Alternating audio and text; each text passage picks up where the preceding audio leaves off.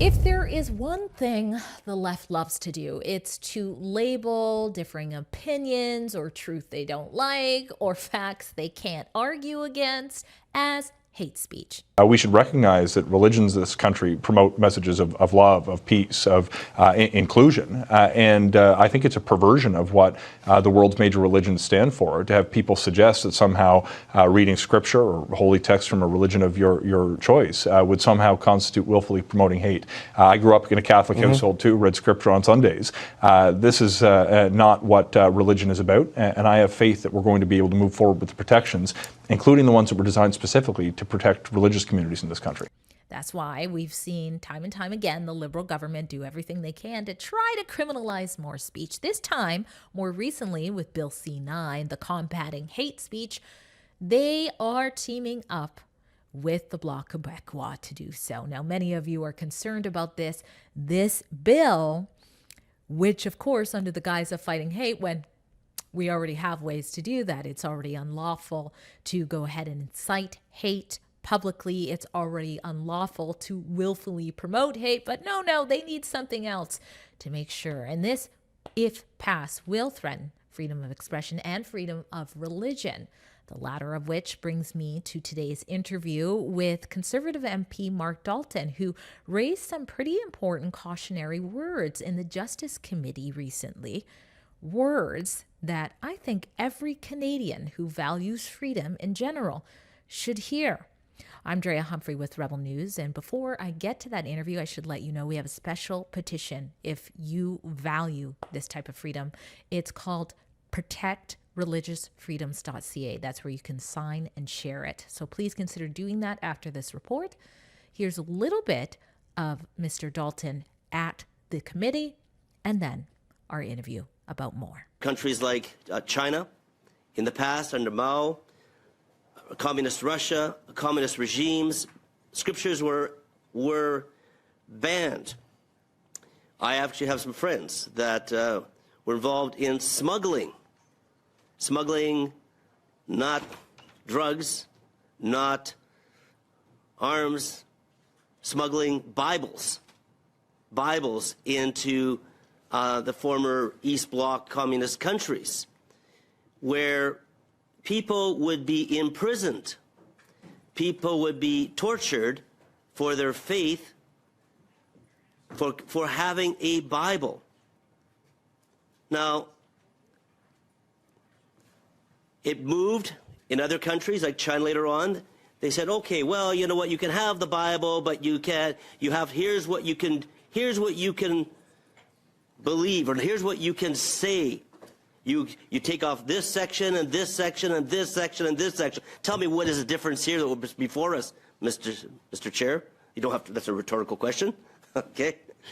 This is the same direction, and I think we need to talk about direction before us. This is a bad direction. Whether you are a person of faith that is Christian or Muslim or Jewish, or even as secular, because, you know, we're talking about fundamental rights for all Canadians. Why did you ask to speak during the committee? I think it's a very important bill for freedoms, religious freedoms, but I think Canadian freedoms, because there is a big impact. And I think that myself and other Conservative members of Parliament felt that we have an obligation to really stand in the gap on this issue, to bring forth arguments on this. But also, we don't want to see this bill go forward as it is. And so this is a bill or an amendment to the C-9 bill in committee that the Bloc put forward, and the Liberals have agreed to, just impacting religious liberties and scriptures. Now, one of the things that you rightfully pointed out is we already have hate speech laws. Like, what is going on? Why do you think the Liberals and I guess the Québécois seem so hell-bent on increasing that? Yeah, that's a very good question.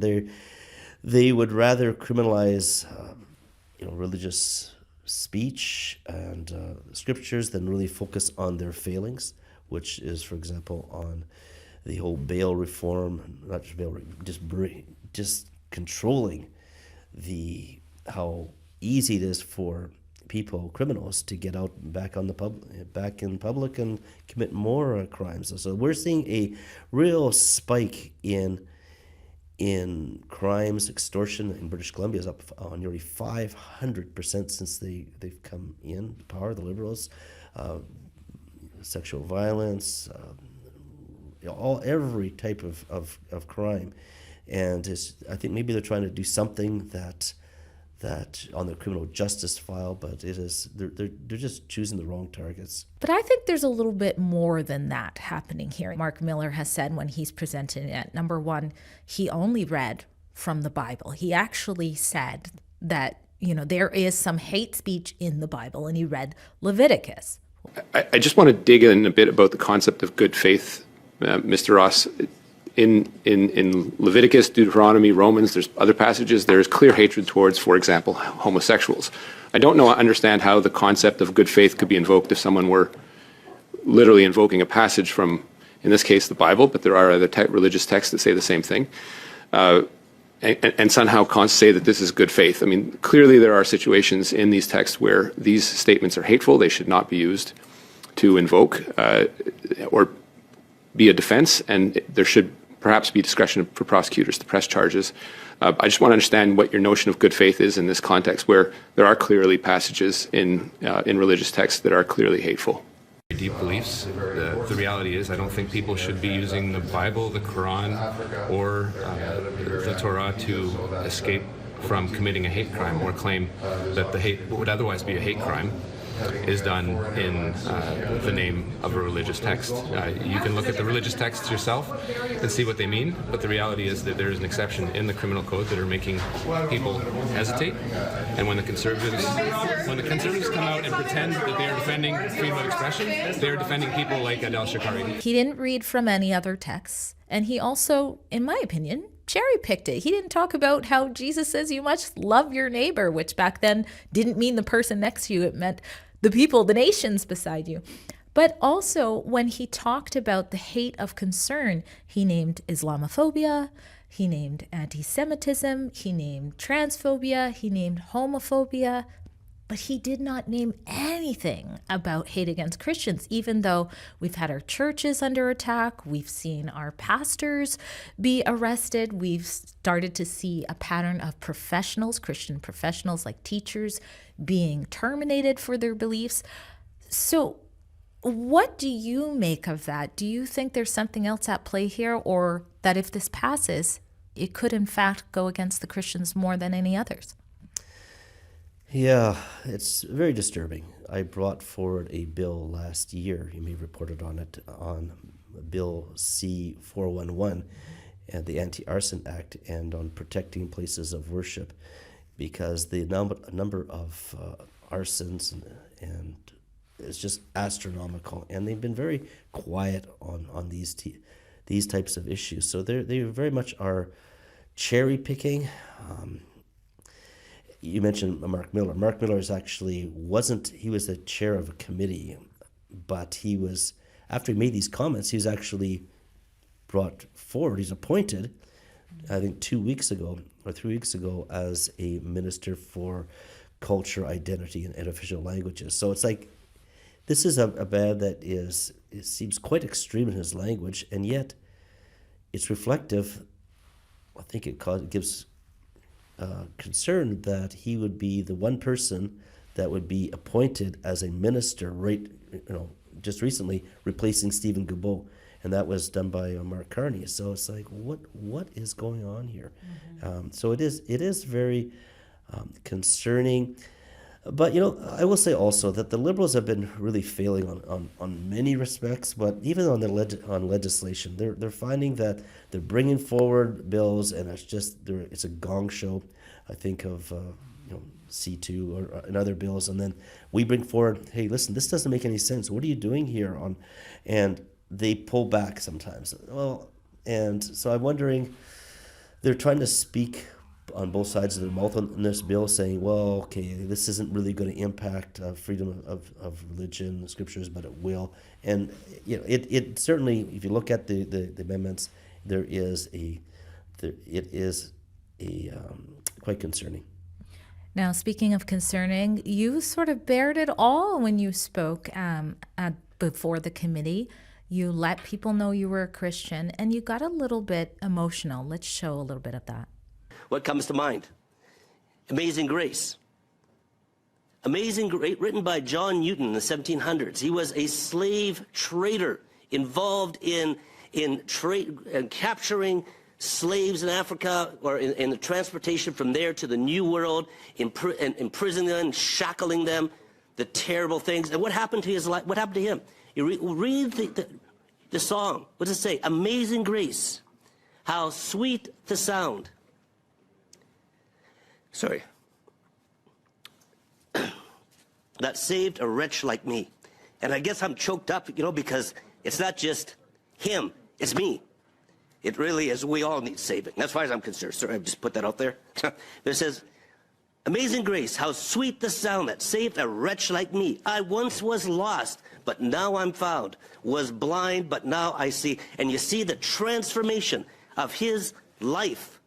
The transformation of his life from someone that is that position as a slave trader, as an evil person, and able to be transformed. And that's the message, I would say, of Jesus Christ, of the Bible. So tell us a little bit about why you choked up a bit. Well, it wasn't planned. It was heartfelt. And I was talking about how the Judeo-Christian faith has been such a positive contribution to our country. I mentioned before that things like Salvation Army. I talked about Red Cross. I talked about many organizations, people of faith. I talked about Wilberforce, who brought the change of slavery after decades of trying in British Parliament. And then I brought forward the story of John Newton, who was a slave trader. And that song, which we're all familiar with, Amazing Grace. So you hear it played with bagpipes, you hear it at ceremonies, and it just thinking how impactful this message, the Christian message, the message of the scriptures made in his life, John Newton's life, and also the differences made in my life. And it was very personal. Mm-hmm. And as I'm sure that I know that Christians across the world would feel similarly. Mm-hmm. Did it seem well received in the room, or? Yes, it did. Yeah, it was. I wasn't interrupted by the other members on both sides, and so it was quite sober. So I appreciated the fact that they were listening, but I would hope that beyond just listening, that there would be the removal of this, at least this amendment from the bill. Now tell everybody at this stage, as we're doing this interview, where are we at with this bill, and what can people who have concerns about it do? So it's quite a process. You have the introduction of the bill, which is the first reading. Then you have a second reading, discussion in the House. Then from there, it goes to committee stage. In committee stage, that's where a lot of amendments are brought forward. And that's where this amendment was brought forward by the bloc. So you don't see this as part of the original bill. And in the original bill, there were some things that were okay that we agreed with, but still was, there was some, it wasn't a great bill, but there were things we did agree with it. But this definitely means the Conservative Party we're totally against this bill. So we are currently at the committee stage. From the committee, where we're at right now, and then it would go to report stage. And so there's more stages we have to go through. So I know that Conservatives will continue to fight for religious freedoms. It really is shows the direction and the potential impact it can have upon Canadian society. When you compare with other non-democratic societies, I think of communist China, where they very much control the the discussion, what can be read in the scriptures. And there's other places in the world like this. I mentioned in my comments in the Justice Committee about that I knew someone that was a smuggler, not of drugs, not of arms, but of Bibles into what used to be the East Bloc communist countries, and how the smuggling Bibles, that was illegal. You could be tortured for your faith. And so, I mean, this is just not the direction that we need to be going as Canada. It's totally antithetical to what we are as a nation, or what we should be as a nation. So it's really important that the general public gets involved in this bill. I think contact your local MP, whether it's, well, preferably they're liberal, because they're the ones that, especially we live in, the ones in British Columbia, a lot of seats are very tight, and I think that if the Liberals feel that this is going to impact them electorally, that will bring changes. It's about, for them, it really is about the electoral impact upon this, and they need to see that this is impacting them electorally. I think even especially a lot of the immigrant communities, many of the immigrant communities are quite, have a very strong Christian population. And I think getting that out, that, listen, this isn't just something, this is something that's going to impact the city seats in Vancouver or Toronto or other seats too. So I get that information out. There's petitions, being informed. And I think this is very important. This is important, and we're doing our part, but we need to hear from individuals by emails, but also there'll be some different petitions out. Also, sign them up and just get the word out. Get the word out. At Rebel News, we don't back down from bringing you the other side of the story. And when things get out of hand, we help you take action. If you appreciate freedoms, the right to have a religion or express yourself, not just if you're a man entering a woman's bathroom, but maybe if you just don't think a man should enter a woman's bathroom, then please go to our special website called protectreligiousfreedoms.ca and sign and share today.